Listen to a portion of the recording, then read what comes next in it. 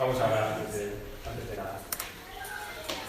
Señor, soy indigno de estar aquí para hablar de tu palabra, pero te doy gracias de que me das esta oportunidad, Señor.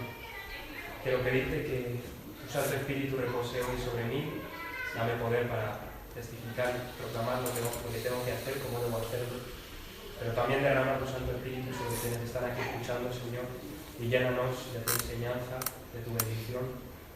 Y Señor, que tú hoy nos des una visión de la eternidad para vivir a la luz de ella y para vivir para la gloria de Cristo.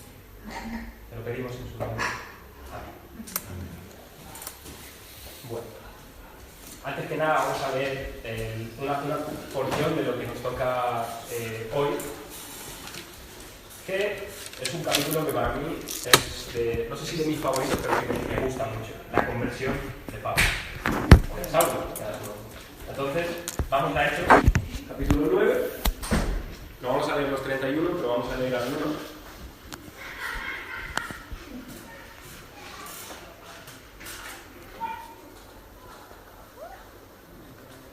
Y dice: Saulo, respirando aún amenazas y muerte contra los discípulos del Señor, vino al sumo sacerdote y le pidió cartas para las sinagogas de Damasco, a fin de que si hallase algunos hombres o mujeres de este camino, los trajese presos a Jerusalén. Mas yendo por el camino aconteció que al llegar cerca de Damasco, repentinamente le rodeó un resplandor de luz del cielo. Y cayendo en tierra, oyó una voz que le decía: Saulo, Saulo, ¿por qué me persigues? Él dijo: ¿Quién eres, Señor? Y le dijo: Yo soy Jesús, a quien tú persigues. Dura cosa te es dar voces contra el alma. Él, temblando y temeroso, dijo: Señor, ¿qué quieres que yo haga? Y el Señor le dijo: Levántate y entra en la ciudad, y se te dirá lo que debes hacer. Y los hombres que iban con Saulo se pararon atónitos, oyendo a la verdad la voz, mas sin ver a nadie. Entonces Saulo se levantó de tierra, y abriendo los ojos no veía a nadie. Así que, llevándole por la mano, le metieron en Damasco, donde estuvo 3 días sin ver, y no comió ni bebió. Había entonces en Damasco un discípulo llamado Ananías, a quien el Señor dijo en visión: Ananías. Y él respondió: heme aquí, Señor. Y el Señor le dijo: levántate y ve a la calle que se llama Derecha y busca en casa de Judas a uno llamado Saulo de Tarso, porque he aquí, él ora. Y ha visto en visión a un varón llamado Ananías, que entra y le pone las manos encima para que recobre la vista. Entonces Ananías respondió: Señor, he oído de muchos acerca de este hombre, cuántos males ha hecho a tus santos en Jerusalén, y aun aquí tiene autoridad de los principales sacerdotes para prender a todos los que invocan tu nombre.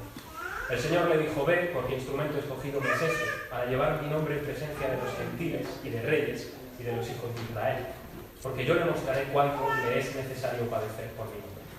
Fue entonces Ananías y entró en la casa, y poniendo sobre él las manos dijo: hermano Saulo, el Señor Jesús, que se te apareció en el camino por donde venías, me ha enviado para que recibas la vista y seas lleno del Espíritu Santo.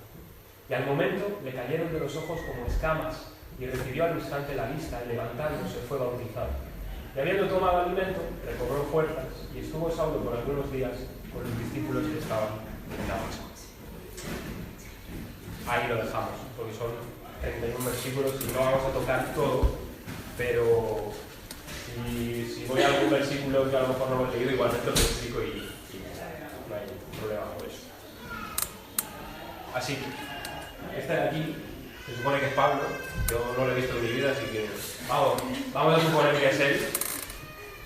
Y antes había puesto ahí el título de cómo llamaba el mensaje, ¿no? No sé si os acordáis, lo he puesto en latín: Veni, Vidi, Deus o Deus, no sé cómo se dice, Vinci. No sé latín, así que no lo diré. Ahora vamos a ver por qué, ¿no? Hay una frase muy conocida, que es esta: Veni, Vidi, Vici, Vine, Vi, Venci, significa en español, ¿no? Y esta frase tan conocida es del general y cónsul romano Julio César, que por lo visto le describía al Senado romano en una batalla que tuvo contra un rey que se llamaba Farnaces II, pues lo que había hecho, ¿no? Y así se lo dijo: vine, vi y vencí. Aquí me planté y lo conseguí. Entonces, eso es lo que significa: vine, vi, vencí. Y yo pienso que de alguna manera Saulo, o el apóstol Pablo, encarnaba de alguna forma esta frase en el principio. Él era un poco así, ¿no?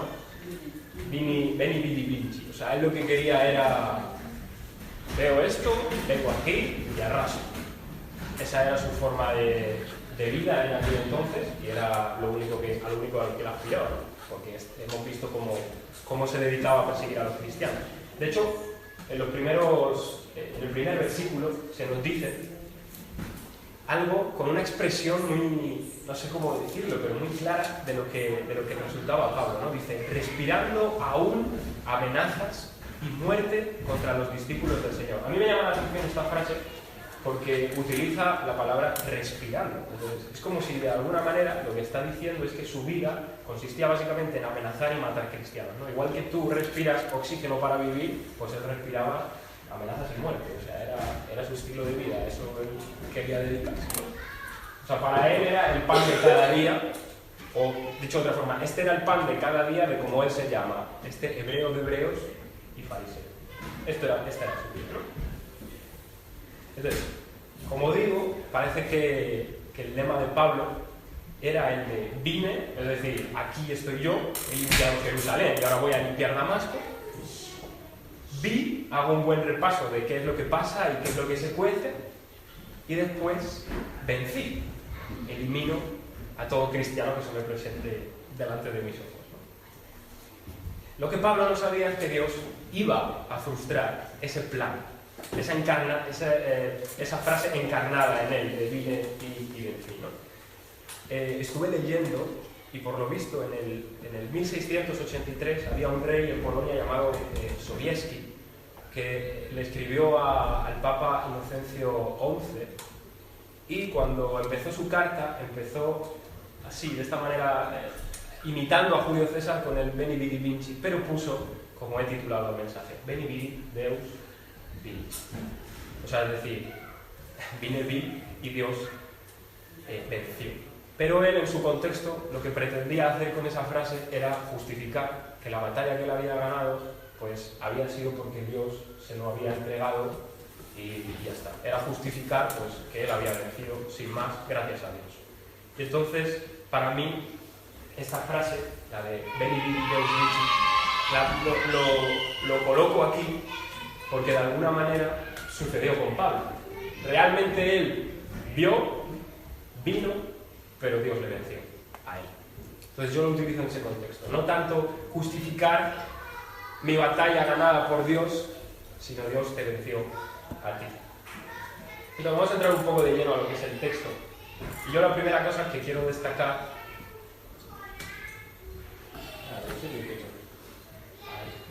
Lo primero que quiero destacar es una curiosidad, que a lo mejor no sé si os la habéis planteado alguna vez, pero estamos acostumbrados a hablar de la figura de Pablo, y siempre que nos referimos a ese es el apóstol Pablo, ¿no? Pero en el caso del texto que hemos leído hoy, constantemente se le está llamando Saulo, porque ese era su nombre, básicamente, el nombre judío que él tenía, ¿no?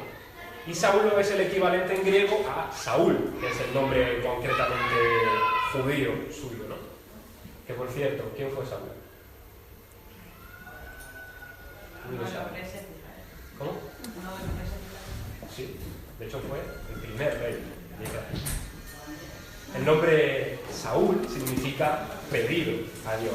De ahí que el rey Saúl es aquel que el mismo pueblo le pidió a él. Queremos un rey.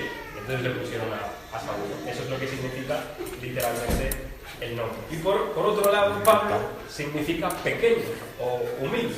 Entonces, por un lado, tenemos el nombre de Saulo, que parece connotar grandeza, la grandeza de aquel rey, del primer gran rey de Israel, y por el otro lado tenemos al Pablo, pequeño, humilde. Y algunos han querido ver en este cambio del nombre cosas, en plan, por ejemplo, que era una señal visible de su cambio y de su transformación, en ese sentido. Antes me llamaba Saulo y ahora me llamo Pablo. O simplemente es meramente el cambio de Saulo a Pablo, al griego, y sin más. Yo la verdad es que no tengo mucha idea de por qué sucede este cambio, pero me parece curioso tenerlo en cuenta. Qué curioso que el evangelista Lucas le llama a Saulo y va a llegar un momento en el que va a decir, y este Pablo, que era también Saulo, y a partir de ahí le va a empezar a llamar siempre Pablo. Entonces, no sé, lo quería poner porque me parecía curioso que él ponga esto y el significado que tiene sobre todo el nombre, ¿no? Por eso un poco hay grandeza de humildad. En los versículos 4 y 5 que hemos leído, hay una cosa muy curiosa que a mí me llama la atención. Jesús se le presenta y le dice, Saulo, Saulo, ¿por qué me persigues? Y le dice luego, cuando Pablo le dice, ¿quién eres, Señor? Jesús le dice, yo soy Jesús, a quien tú persigues. O sea, 2 veces Jesús está haciendo referencia a que la persecución es a él. Entonces eso es algo curioso. ¿Por qué? Porque en el texto, ¿quién es el que está siendo perseguido? Está siendo perseguido el pueblo de Dios, está siendo perseguido la iglesia. Sin embargo, ¿cuál es la respuesta que Jesús da? Me persigues a mí. Entonces, la primera lección es, cuando una persona persigue al pueblo de Dios, está persiguiendo a Jesucristo. Eso es lo primero. Está atacando directamente a Jesucristo, porque la iglesia es básicamente su cuerpo, y esa es la primera lección que verdaderamente a nosotros nos interesa saber. Y es duro porque nos pone, por ejemplo, en la situación de pensar en aquellos que a día de hoy están socavando a la iglesia de Dios. A lo mejor no aquí, pero sí en lugares donde están sufriendo la matanza, la crueldad en contra de aquellos que son nuestros hermanos. No tienen temor. Ellos están pensando que están asesinando meramente a hombres. No piensan que están masacrando o atacando a Jesucristo. No masacrando porque él sufrió ya lo suyo, pero no piensan en eso. Piensan solo que están matando a hombres. Piensan que le están haciendo un favor a su sociedad o a su religión.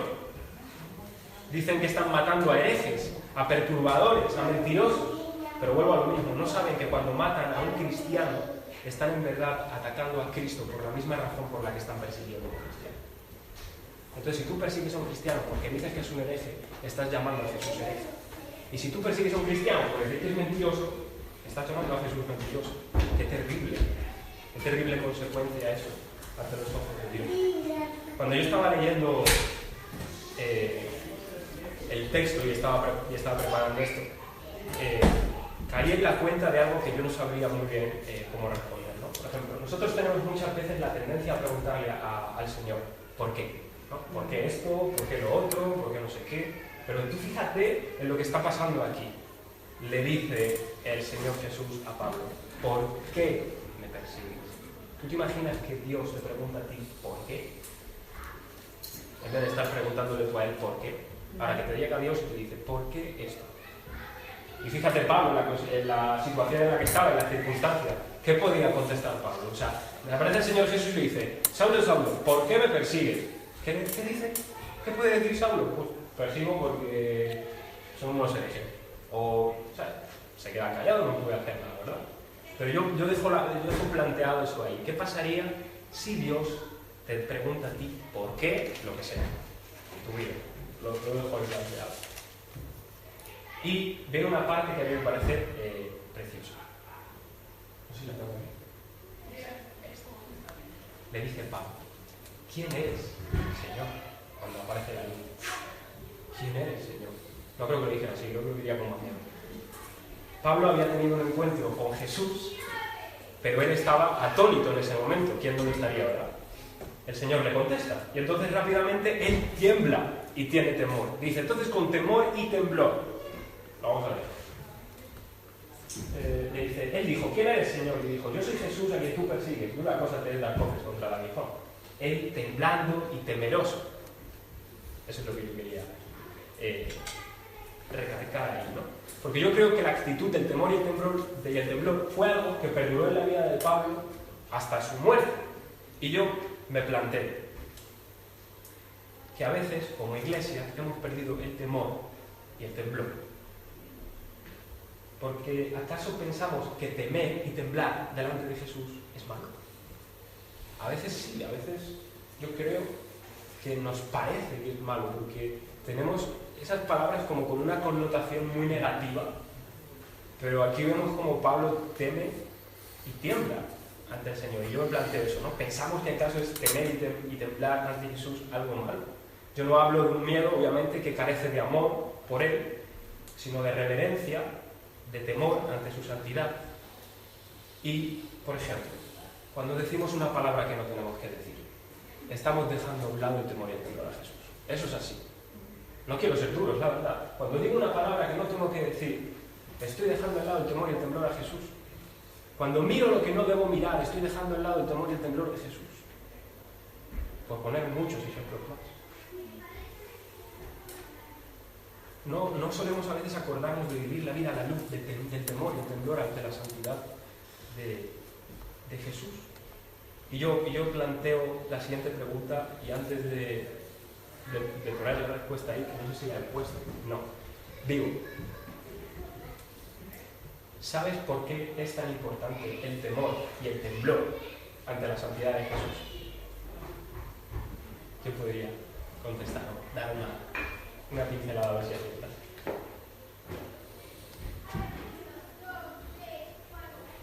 Dale.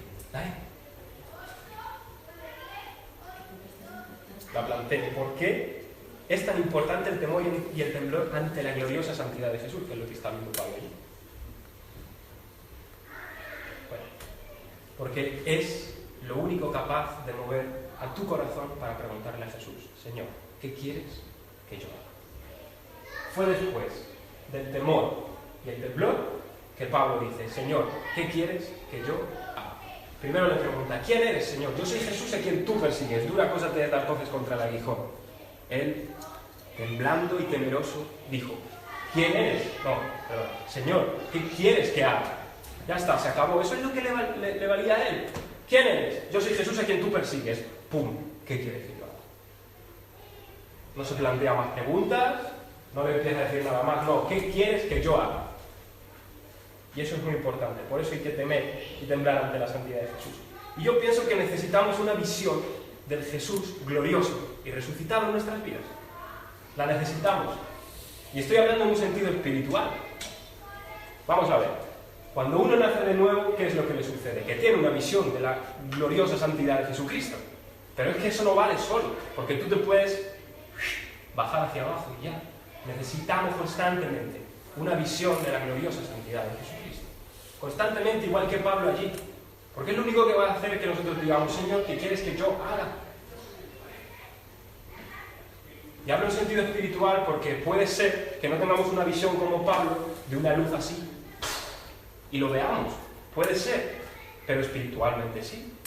Cuando tú acudes a la palabra de Dios aquí y la lees y ves a Jesucristo en cada una de sus partes, desde Génesis 1 hasta Apocalipsis 22, cada vez que ves a Jesucristo ahí, tú estás teniendo una visión gloriosa de la santidad de Jesús. Porque Jesús es el que creó el mundo, el que lo sostiene, y el que al final de la Biblia pone: la gracia del Señor Jesús sea con todos vosotros. Es decir, hasta que tú vuelvas, tu gracia me basta. Eso es la gloriosa santidad de Jesús. Todo lo que Él es. Y a mí me vale. Ya no solo la palabra, sino el cultivar el tiempo secreto de oración. La oración es súper importante para tener una visión gloriosa de Jesús.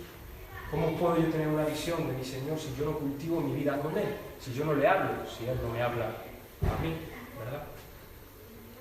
Entonces, espiritualmente podemos tener una visión de la gloria de Jesús y la necesitamos.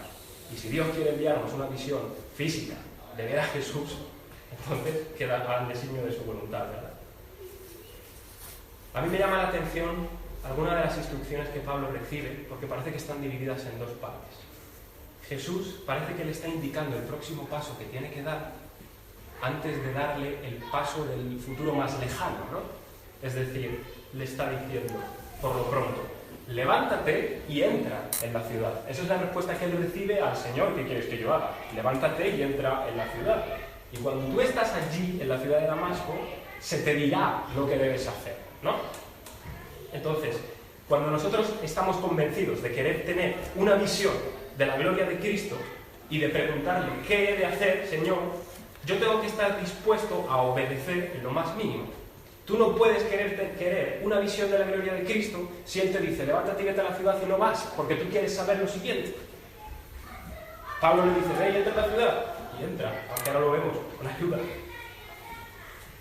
Yo también me planteo si a lo mejor somos nosotros como No como Pablo, sino todo lo contrario. Nos dicen, entra en la ciudad y nosotros, ya, pero ¿me puedes decir un poquito más? Es que si no me dices, ¿para qué tengo que entrar en la ciudad?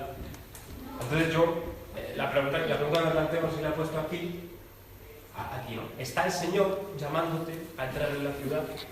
En un sentido espiritual, es decir, no sé qué tú estarás a lo mejor preguntándole en tu vida a Jesús, que a lo mejor necesitas una respuesta y yo te planteo, ¿te está diciendo Él, entra a la ciudad, sea lo que sea? Eso, no lo sé. Y de repente nos vamos a encontrar con dos grupos que no ven a nadie, si seguimos leyendo. En el caso de aquellos que acompañaban a Pablo, dice que oyen la voz de Jesús, pero que están atónitos porque no veían a nadie alrededor. Y dice que Pablo, que también había oído la voz, hablando con él directamente, abre sus ojos y él no ve a nadie. Entonces, hay una diferencia aquí en esta ocasión, que Pablo a quien no ve es a los demás. Y quienes no ven los demás es a Cristo. Hay una diferencia. Eso es lo que quería. A veces Jesús está hablando claramente y ciertamente su voz está siendo escuchada, pero esos que le oyen no le ven. Igual que los que iban con Pablo. Yo no quiero creer que sea el caso de ninguno de los que está aquí, pero sí es verdad que puedes ser tú mismo. Que Jesús esté hablando claramente a tu vida y tú no le estés viendo, aunque su voz se escucha. Cuando tú vienes domingo tras domingo a escuchar la palabra de Dios, o cuando estás en tu casa y lees la palabra de Dios, ciertamente Jesús está hablando. Ahora, ¿le ves? Esa es mi pregunta. Por eso había elegido ese corito de abre mis ojos, oh Cristo, ¿no? Yo quiero verte. Porque esa es la intención. Por otro lado está el que sí ha visto a Cristo, aunque por el texto parece que no, porque no nos dice nada acerca de si Pablo le ve, pero en el versículo 27, que no lo hemos leído, Bernabé le contó a los apóstoles, y lo cito literalmente, cómo Saulo había visto en el camino al Señor. O sea, le había visto. Eso es lo que la palabra nos dice. La diferencia está en que él no ve al mundo. Y qué gloriosa diferencia, ¿verdad? Los que oyen la voz de Jesús, pero no le pueden ver, y miran alrededor, al mundo, y los que sin duda le ven a él, pero ya no miran al mundo, ni pueden ver el mundo.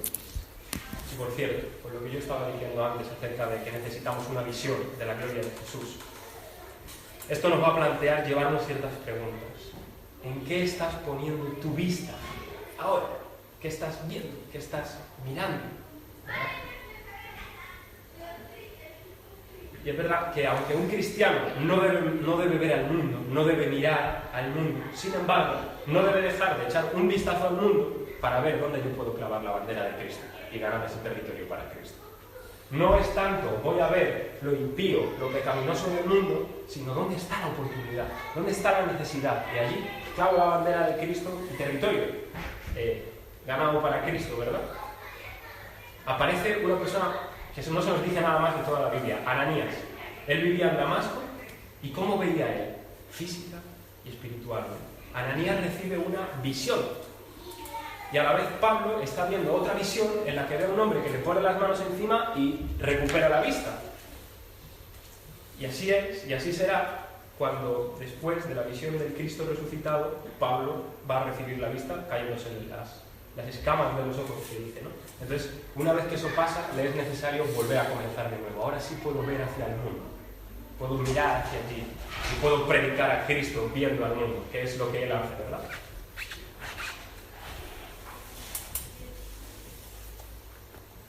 Eso.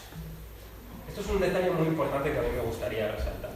En el versículo 11, el Señor le dice a Ananías, ve porque a la calle derecha, porque aquí hay un hombre, tal, y dice, he aquí, él ora. Yo te quiero preguntar una cosa después de decirte lo siguiente. El Pablo mismo, en la carta de Filipenses, dice, describiéndose así, aunque yo tengo también de qué confiar en la carne, si alguno piensa que tiene de qué confiar en la carne, yo más, circuncidado al 8º día, del linaje de Israel, de la tribu de Benjamín, hebreo de hebreos, en cuanto a la ley fariseo, en cuanto a celo perseguidor de la iglesia, en cuanto a justicia, que es en la ley irreprensible. Mi pregunta es, ¿tú crees que Saulo no había orado ya antes con lo que esto era? Seguramente hasta oró más en toda su vida que nosotros lo que llevamos de cristianos. O sea, tú fíjate, un fariseo de fariseos. Mínimo 3 veces al día seguro que oraba. Pero con lo que eran los fariseos, seguro que más. Solo para que le vieran, imagínate.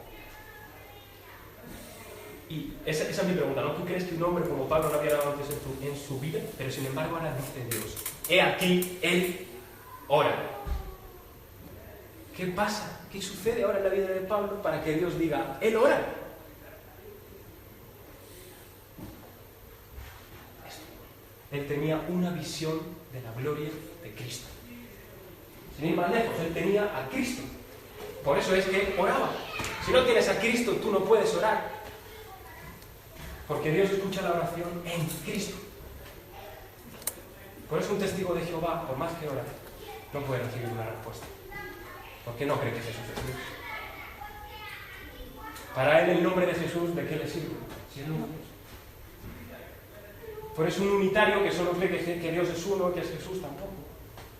Hay que orar al Padre en el nombre de Jesús. Eso es lo que ahora Pablo tenía y por eso él aquí, él ora. Y yo me pregunto, ¿cuánto de Cristo tienen nuestras oraciones? ¿Cuánto de conocer más su gloria y a Él tienen nuestras súplicas? ¿Cuánto de pedir el poder y el derramamiento de su Espíritu Santo tienen nuestros ruegos? ¿Cuánta visión de Cristo hay en nosotros? ¿Cuánta oración hay en tu vida? Cuanto más veas a Cristo, más vas a orar a Él. Cuanto más ores, más te parecerás a Él. Más te vas a exponer a su gloria que te transforma. ¿O qué le pasó a Pablo? Exposición a su gloria y transformación inmediata. Siguiendo un poco más hacia adelante, el versículo 13. En los versículos anteriores le ha dicho el Señor a Ananías lo que tiene que hacer, y lo más temible para este discípulo es que es a quién. O sea, Ananías, tienes que ir a este hombre. Ananías sabía muy bien quién era. Tengo que ir a este hombre.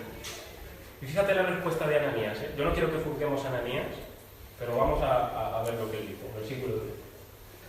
Entonces Ananías respondió, Señor, he oído de muchos acerca de este hombre. ¿Cuántos males ha hecho a tus santos en Jerusalén? Ahí está el problema.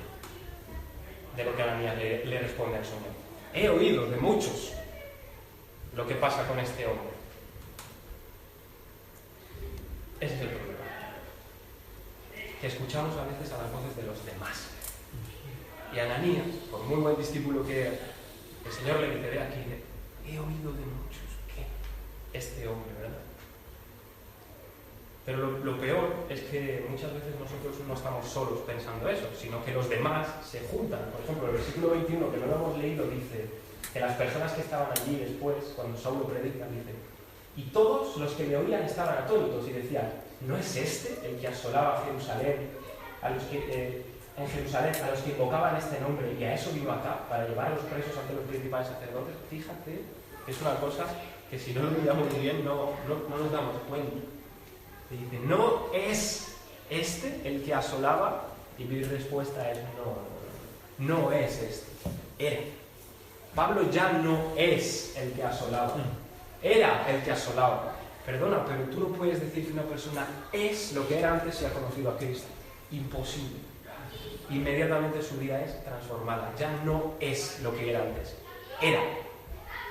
Y eso es lo que le pasaba ahora a Pablo. Entonces, si una persona viene el Espíritu de Dios sobre ella y la transforma, ¿cuál va a ser nuestra actitud? ¿No creemos que Dios hace todas las cosas nuevas, es todopoderoso? Entonces, ¿por qué, como Ananías a veces, es que he oído de muchos? Ya, pero es que tú no tienes que oír de muchos, tú tienes que oír de lo que dice el Señor. Ve, porque instrumento escogido me es este. Y yo le voy a enseñar lo que Él va a padecer por mi nombre. Eso es lo que importa. Es lo que el Señor sabía de Pablo. Por eso, creemos que Dios hace todas las cosas verdaderamente nuevas. Y claro, tú me puedes decir, sí, es verdad, pero es que claro, yo cómo sé. Dice que se ha convertido, pero yo cómo sé. Bueno, el Señor Jesús dijo una cosa muy buena. Todo buen árbol da buen fruto. Y Pablo, dice la Escritura, enseguida predicaba a Cristo en las sinagogas, diciendo que este era el Hijo de Dios. Eso es un fruto ya. una persona que está presidiendo la iglesia, que dice que enseguida se pone a predicar a Cristo en toda la sinagoga diciendo que es el Hijo de Dios, si quieres más fruto, pero ahí hay uno. Pero en el versículo 22 dice, pero Saulo mucho más se esforzaba y confundía a los judíos que moraban en Damasco, demostrando que Jesús era el Cristo. Si no te basta con una, tienes dos. Hay fruto suficiente.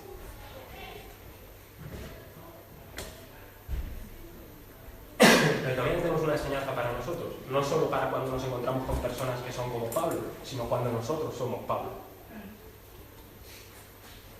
Yo quiero recordar esto, porque muchas veces lo que a nosotros nos va a sostener en nuestra vida va a ser recordar que Él nos llamó y que tuvimos una visión de su gloria en el camino. Eso es lo que nos va a sostener muchas veces cuando las personas digan, ¿este discípulo?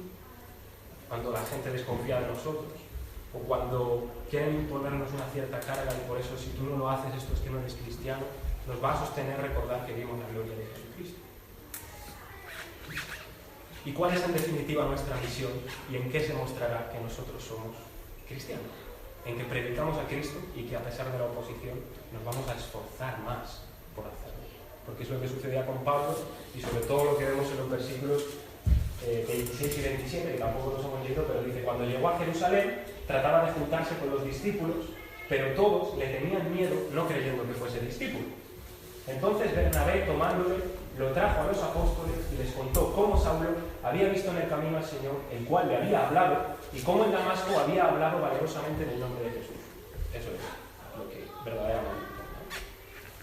Y aquí quería, pues, un poco recuperar todas las cosas, las enseñanzas que hemos ido viendo, ya voy a terminar, pero las cosas que hemos visto y que hemos aprendido del sermón. Es decir, que perseguir a la iglesia es perseguir a Jesucristo, que hay que recuperar el temor y el temblor ante Cristo, que tenemos la necesidad de ver la gloria de Jesucristo, la pregunta de qué estamos nosotros viendo, si al mundo, si a Jesús, que la oración secreta y la palabra es necesaria para tener una visión de Cristo, que Dios hace todas las cosas nuevas. Entonces yo quiero terminar con unas palabras de este mismo capítulo, que son las palabras de Ananías, en el versículo 17, cuando dice, fue entonces Ananías y entró en la casa y poniendo sobre él las manos dijo, hermano Saulo, fíjate, hermano Saulo, el Señor Jesús que se te apareció en el camino por donde venías, me ha enviado para que recibas la vista y seas lleno del Espíritu Santo.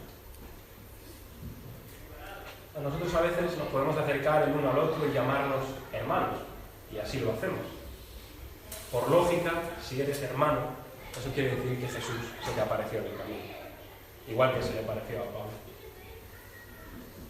Puede ser literalmente, puede ser espiritualmente, pero la cosa es que cuando tú naciste de nuevo, Jesús se te apareció a tu vida, como antes no se te había aparecido, ¿verdad? Que tú recibiste la vista, porque eras ciego espiritualmente, pero ahora ves. Hoy puedes contemplar lo espiritual, hoy puedes contemplar la gloria del Señor. Y que hemos recibido el Espíritu Santo y que tenemos el mandato de ser llenos de Él. Porque nosotros vinimos, le vimos y Dios venció. Así que quiero que sea más o menos como una oración para todos nosotros.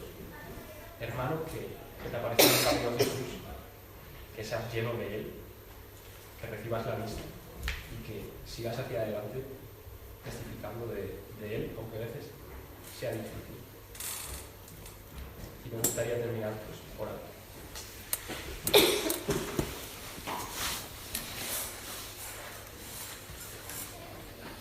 Señor, gracias por este tiempo precioso, conocer más de ti, Señor, para entender más quién eres.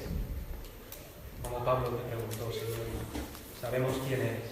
Eres Jesús, Jesucristo, nuestro Señor. Y queremos, Señor, pues agradecerte lo que has hecho en nuestra vida. Queremos vivir de modo que podamos ser testigos inmediatos, así como Pablo, tu siervo, lo fue. Y te pido que nos ayudes, Señor, cuando no es fácil, cuando aún hay muchas cosas en nuestra vida que no nos permiten ser testigos tan fácilmente como a Pablo le sucedió, Señor, pero danos una visión de tu gloria, danos una visión de tu santidad, danos ese temor de ti, Señor, y ese amor tan grande por ti que no haya nada que sea un impedimento, Señor, a a pesar de la oposición, que podamos predicar de ti y que podamos seguir haciéndolo siempre. Señor, tú nos salvaste, nos rescataste, esto fue todo lo que te costó, Señor. Y ahora te agradecemos de que tú reinas, de que vives por siempre, de que tú estás en la gloria, Señor. Y esa gloriosa visión queremos tener de ti para vivir a la luz de tu santidad todos los días de nuestra vida, Señor. Y a la luz de la visión que tú nos has hecho, que procuremos vivir en nuestra vida. Padre, que así sea y que nos ayudes en todo este camino. Llénanos de tu Santo Espíritu para cumplir la misión. Y te lo pedimos en el nombre de Jesús y para su gloria. Amén.